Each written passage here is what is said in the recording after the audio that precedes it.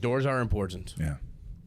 When I think of Benji, I don't think of a 6'4" mammoth coming in here. I think of, a little puppy. Remember Benji? A 6'4" mammoth, dude.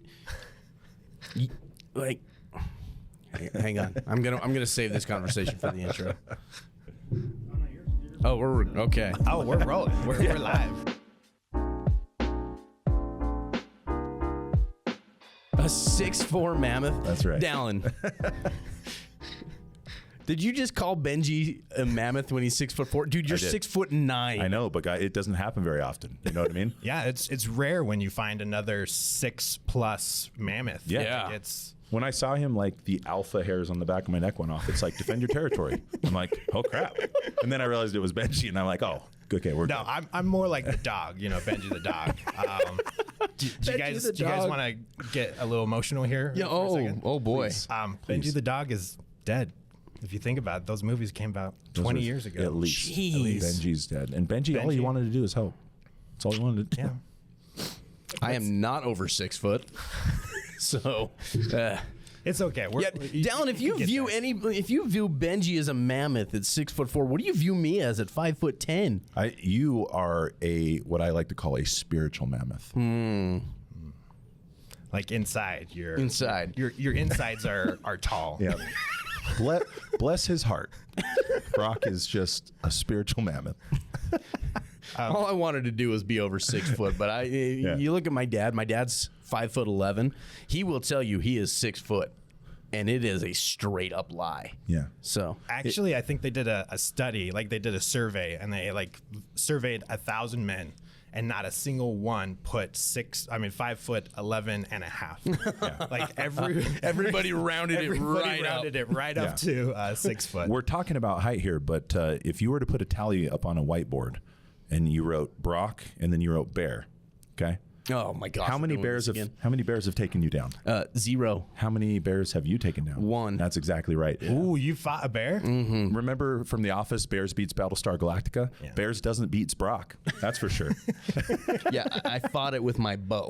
Okay. That's been a dream of mine. That's scary. It's so cool. That's scarier. There's a part of me that I think maybe I want to wrestle with a bear someday.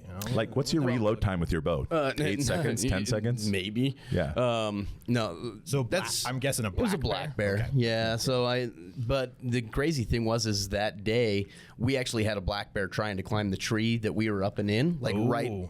He was a small, ugly black bear that I didn't like, and so I didn't want to do it. But I was ready to pull the trigger just in case he was going to come up at us. But he didn't come get us. That was fine. He noticed us. But black bears can be scary because they can climb. Yeah, they can climb. That was a fun day, though. He saw Brock's spirit, and he was like, I'm not messing with that guy. that guy looks 5'10", but look at his aura. He's at least 6'2" with that aura. Yeah, that aura. That's a mammoth aura right there. You don't want to mess with that. All right, guys. Mammoths unite on 3. 1, 2, 3. Mammoths. Okay, that took some weird turns, but it's usually how the podcast It brought us closer together, and in the end, I think we all learned a little bit about how small we are compared to the universe. Well, talking about small worlds. Another Office quote. There you go. Small worlds. You guys are actually, you are currently living where Dallin used to live. That's right. And Dallin is currently living where you used to live. So you guys just swap places, basically. Yep. Yeah. Born and raised in Oregon. Sorry, go ahead. Born and raised in Utah. Yeah. Yep. And then he just called me up and he said, hey, let's make a swap. I said, okay. Yeah. I mean, anytime a large male moves from one territory to the other, I'm just kidding. We have to notify the Bureau. There's a whole system. There is. Yeah. It's hard for me to move. Oh my goodness. My brother, he's 6'5", he has a shirt that says, I'm hard to kidnap. That is so good. It's really funny. Yeah. Oh my gosh. That's great. So, but Benji, we're going to talk about Bigfoot here in a second because I know that you're all about Bigfoot. But I don't know if I'm all about Bigfoot, but I'm a believer. Mostly about Bigfoot. Yeah. Before we dive further into this, and people are wondering who the heck is this guy, Benji, you got to introduce yourself. Oh yeah. Okay. Yeah.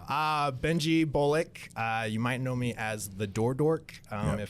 you are on LinkedIn. You have to go out and follow this guy. Oh my gosh, it's the best. Kind of crazy how that all happened, but I work for Asa Abloy. If you haven't heard of Asa Abloy, just Google large. If you haven't heard of Asa Abloy, Can you living spell under a that? rock. Can you spell that for us? ASSA. I'm just kidding. Bloy. Abloy. Bloy. Yeah, the Swedish accent. You got to get the Swedish Everybody. accent there. Yeah, even my kids, You like guys they are read sister it. companies with IKEA, right? Yeah. Yeah, okay. As we walk into church, my kids read Asa Abloy on all the door hardware. Yeah. Isn't it weird that that's like what we're cursed with now? Is like you look at every freaking door you ever go through. Oh yeah, I can't not. Dude, I look at every freaking door. I look at every freaking access. Dude, I was watching Dude Perfect with my son last night, and there was a scene where they walked past an access control reader, and I took the remote out of his hand, and I hit pause and read it, like to see what reader they had on their facility. Yeah. It is not good. It's a sickness. It is a sickness. It's a problem. And our families unfortunately have to live with us now that we are door dorks or door nerds in some aspect or another, right? Hey, shout out to Security Service, but they did a job in Alpine for a buddy of mine. He's got a really big house. They put a DPS on the dog door. On the dog How door. dope is that? Wow. So when you pull a report of his PDK, I gave him a little training on it with their permission. You can see how often the dog goes in and out, and it is way more than people.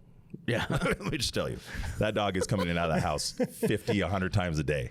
Well, depending on the size of the dog, that's probably a good idea to have a door position switch on because you never know when someone can climb through that I door. couldn't climb through it.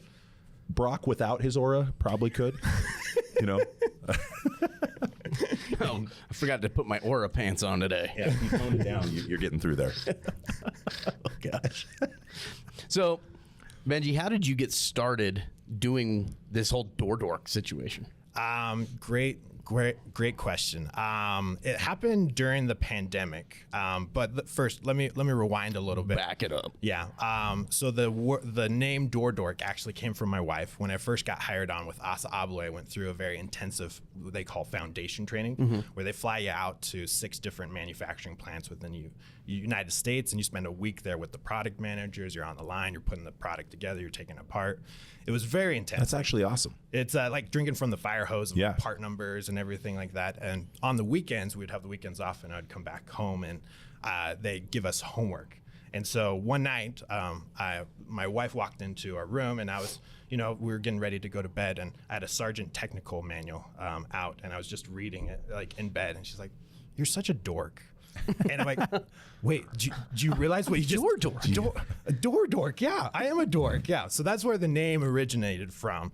And she always calls me a dork, so it's kind of like there. But when the door dork content really started blowing up was when the pandemic happened. I was end user sales or consultant for Asa Abloy for Oregon and Southwest Washington. And overnight, everything changed. I know your guys' job probably changed when the pandemic happened a little bit. A couple of things may have changed. It got just a couple way of things. busier.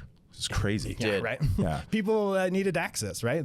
Or they wanted to restrict access. Mobile access from anywhere, anytime, any device. I just came up with that on Suddenly the I spot. need to be able to manage my building at home. Yeah.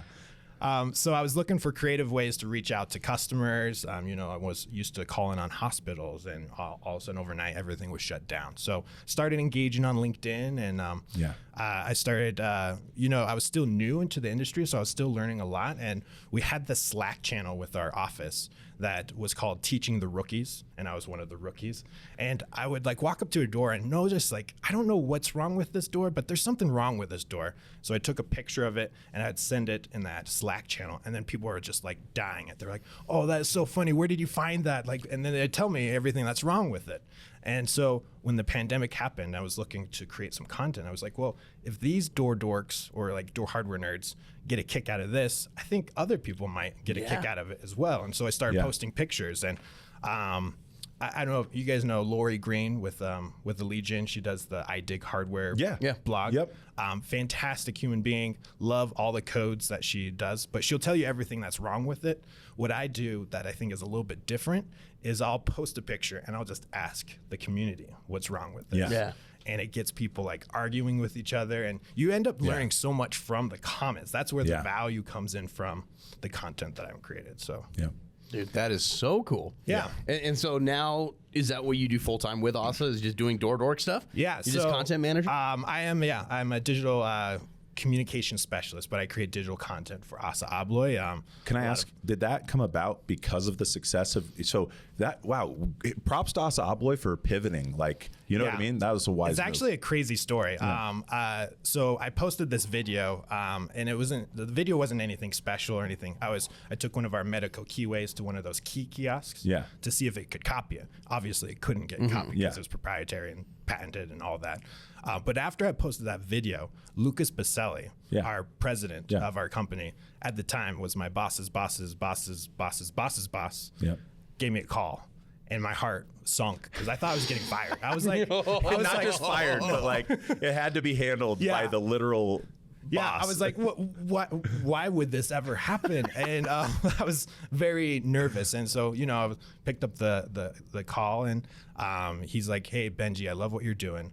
How can we empower you? How can we enable you? What resources, tools, training can we offer you? And I asked him, like, hey, if you were in my shoes, what would you do? Because I didn't know what I was really doing. I was just kind of learning as I was going. And he's like, actually, that's a really great question. Let me introduce you to a couple of my team members. And so led to a conversation, led to an interview, and then the current role that I'm in with Asa Abloy right now. So that's awesome. So cool, dude. Really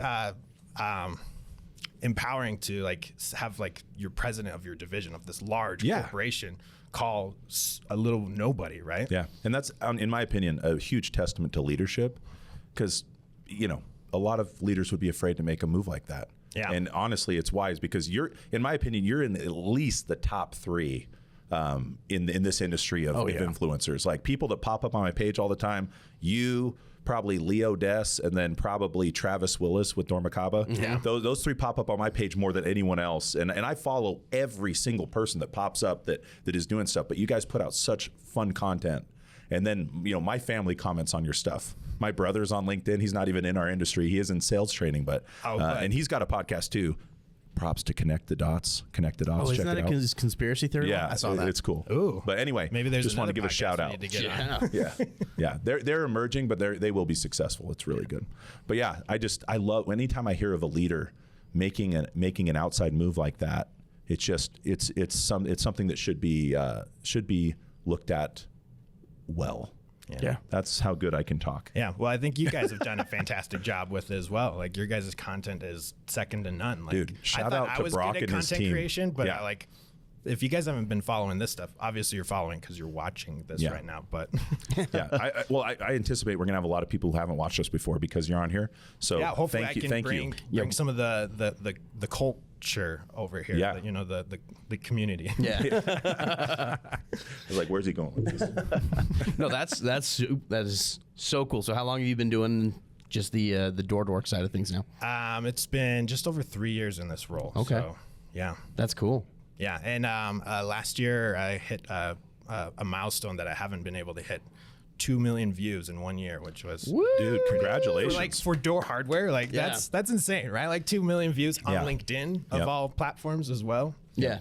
So what do you think makes people so curious about these doors, and do you think it's just because that's their livelihood as well? Well, I think most people don't pay attention to doors in the first place unless something is wrong with them, right? You guys have probably heard of the term Norman door before, right?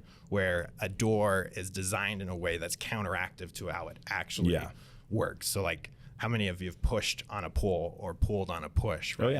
And it makes you feel like you're an idiot, but really it's the design of the door that's not you. That was like human instincts. Yeah. So I think most people don't think twice about a door unless it doesn't work or they can't get in or they're trying to get in and they don't have the right access. And that's when systems like PDK come in to ease that user experience, right? To help. I think it's also important, and this is something that Brock's done really well communicating out to our dealer base. Doors are looked at differently from the end user, from the administrator, even from the dealer or integrator. The door, what it's supposed to do at all 3 levels is different. The end user just wants to get in. If they could have it their way, there would be no badge, no scan, whatever. Yeah. So how can you make it easy for them? Make it so the administrator can do what they need to do on the reporting side, the denial side, the granting side, and then make it easy for the integrator to install. That's the hardest juggle in this game. And then supporting all 3 of those partners. It's tough, but I think that's one of the big reasons why we're succeeding is we communicate that at a high level. Yeah. Yeah. No, and I think that user experience is essential. Or even like, if you think about it, if you go to work every day and you don't feel safe at work, like that, a lot of that has to do with your culture and your company. But also, if like you feel physically unsafe, you're not going to give your best work out there as well. Correct. So I think like when people feel secure at their work with doors, right? Doors are like, how many of you would be able to fall asleep at night knowing that your front door was unlocked? Yep. I mean, maybe here Not in my Utah. wife. Hey, that's true. Every night my wife goes through the whole house. Well, okay, and if we forget to go through the house, then it's like 2 a.m. Brock. Yeah. Did you check the doors? Yeah. And I'll tell you what, Brock is armed, going through his house, checking those doors. You're like leaned over and you're like about to fall asleep, and then you hear your wife behind you. Yes. Did you lock the doors? Yeah. Did you lock them? I thought you did it. Go check the oven. Yeah. Dude, that's the worst when you're like We've got little 5 kids. miles down the street, like Yeah. leaving on a trip, and you're like, did I turn off the oven? Yeah. I hope you did. I used to think that I'm like, of course the oven's not on, but like we went and checked it and it was sure enough, it was on. Oh, So- it actually was. Yeah, we have 5 children, my wife and Okay. I, and so that every child you have increases the odds of your oven being on, which is interesting. There's like a graft or something there. Yeah, for there's like a the number scale. of kids, your oven is left on. Yeah, Like, there's something. Yale there. did a Yeah. study somewhere, Yeah. I'm sure. I think Yale or Harvard or. And that's actually the number one reason why Wi-Fi appliances have come about. Yeah, Ooh, that's ooh. true. That's nice. Yeah, from your Never phone, have you to can- guess. That's cloud-based appliances, man. Do you remember Ron Kanzer? Yeah. Ron Of course I Kanzer remember was Ron. on our sales team for a little while, and then he got a promotion, directorship at Honeywell. But he, early on, he's one of the people I worked with, and he said this in a meeting. He goes, "Really, what we're doing at the end of the day is protecting life and property." Yeah. And for me, I've been in the industry for going on 5 years now. That was the first time I'd heard that. And It's pretty impactful, it right? was, for me, it was huge because I'm always looking for the deeper meaning into what I'm doing. Yeah. Because I don't like to do things that don't have a deep impact. And I was already hearing things like our real-time alerts in lockdown help prevent a shooting, or we get that feedback all the time, and that's really nice. But having that overarching theme of what you're doing is really noble. That's important to me. And so that's one of the reasons I love working at PDK, and I'm sure you get a lot of satisfaction. I know that a lot of what you do is satire, but man, I'm sure that there are end users that see that and they're like, crap, I have that on my door. Yeah. They call their professional and they get it fixed, and and you have influenced helping protect life and property. Yeah, hopefully that's the whole Guaranteed, idea know behind that's it. happening. Yeah. 2 million views. Yeah, Let's talk about guaranteed. statistics. You've probably helped more than one. I mean, we laugh to keep ourselves from crying with some of these door installs out there that are just like, if you think about it, like life safety, fire code, like there's so many important things. And I think in the industry, we often lose sight of how important our jobs really are. Yeah. Like door hardware is important, right? Access It control absolutely is important. is. Like Yep. it's probably like one of the most important things out there, because if you don't feel safe, that's like, what's the hierarchy of needs, right? That's like the Yeah. bottom level. If you don't feel safe, nothing else Yep. matters. You have to have your needs met before you can get to wants, for sure. Yep. But think about this just real quick. Why do I ask myself when I look at your things, how in the world did somebody get called and do one of these installs that you're showing? I mean, these are ridiculous. You got to go And see. how did the end user look at it and just be like, yeah, that looks good? Exactly. But Yeah, here's the someone deal. signed off on that. Yeah. Number one is this, and this is something I noticed right away when I got into security. The end user has little to no visibility or understanding of what good is in this industry. It's getting better. Yeah. We've got people out there that are bridging the gap between the end user, and I think in the end that's going to be really good for the industry. But also, this industry is going to grow so much, and it already is growing so much, that it leaves room for people who have no idea what they're doing to go out there and install. If you are a quality integrator and you know who you are, expand your teams. Like we're going to see $2 billion of growth in the next 3 years at least. And that's, Leo Des thinks that that's underestimated. Yeah. And I agree, because it's just like sometimes we can't even get end user leads fulfilled because dealers are so busy. That's and so, insane. yeah, it is.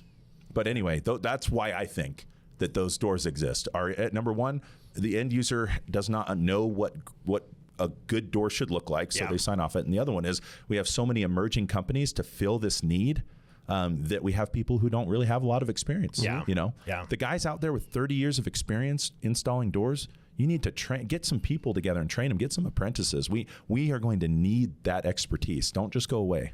We love you all.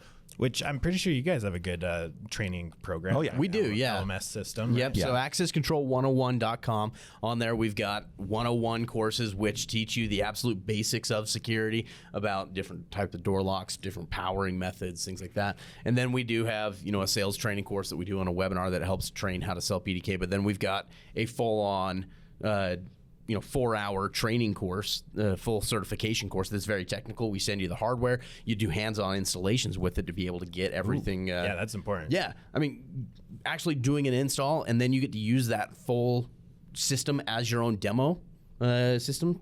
It's pretty cool. That's a great way to learn. Yeah. Learn at your own pace. Small videos. We get feedback all the time that they love it. The new techs out in the field, and they're able to just pull up the video that Brock and his team created. It's 2-3 minutes long. How to install a DPS, how to install a reader, how to program a reader, and so they don't have to scan through 50-minute video.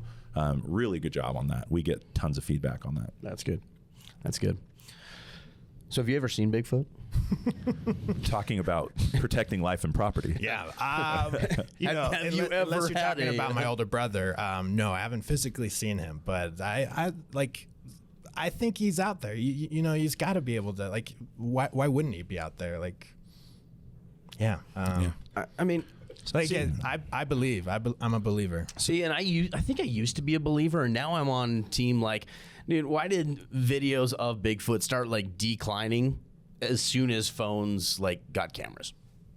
So we'll arm wrestle this later. That's a good point, because now people are able to capture content more. Yeah. But maybe Bigfoot is learning with us. Ooh. Or maybe it's here's something. Don't you Dollar dare. Shave Club got to him. If you're going where I think, if you talk about dimensions. No, what if? Okay, good. No. Thank goodness. What if Bigfoot is sensitive? What if he's sensitive to radio frequencies? He could be. Our phones are constantly pinging, and so anytime we get anywhere near Bigfoot, maybe he's like, oh, I got to get your deeper into the aura woods. is off. Let me ask you a question. What percentage of forests just in North America do you think what percentage has been traversed or explored? I mean, anytime that I'm out hunting on a mountain, I'm like, dude, I know I'm the only person here, and then I look down, I see a freaking crushed beer can. It pisses me off. Yeah. So I'm like, dang, I'm not the only person who's ever been here. Dude, I have no idea. What do you think it is? So I looked this up before. I've seen anywhere in between 20 and 40% has been explored. That's a lot not explored. Yeah. That's a ton not explored, because most people stay on trails. In a lot of the national forests, you're required to stay on trails. So here's all I'm saying. In the early 2000s, they discovered a large highland ape in the forest north of China, in northern China, that we had never known existed. It's twice the size of a normal gorilla. They're huge. And they've been there for forever. And we didn't know they were there until the early 2000s. So this is all I'm saying. It's possible. It's possible. Because I will say it is possible. it's got to be possible. And if there's only a few of them, and they are as strong, as fast as people claim they are. Again, this goes back to I'm from Oregon. He lives in Oregon now. I'm telling you, you can drive through his hometown, which we won't exploit where you live. We don't need people showing up at your house. But criticizing your doors. There's going to be at least, and I told her this, there's at least 3 Bigfoot carvings, life-size Bigfoot carvings in the town where he lives right now, because they're really close to the Willamette National Forest, and I've spent a lot of time there. And I will tell you, I have never seen Bigfoot, but I have had things that I cannot explain happen to me. And so this is all I'm saying, is if Bigfoot is the next rational explanation for something that happened, you're open to it. It's like, oh, how did this 80-pound boulder get thrown 150 feet?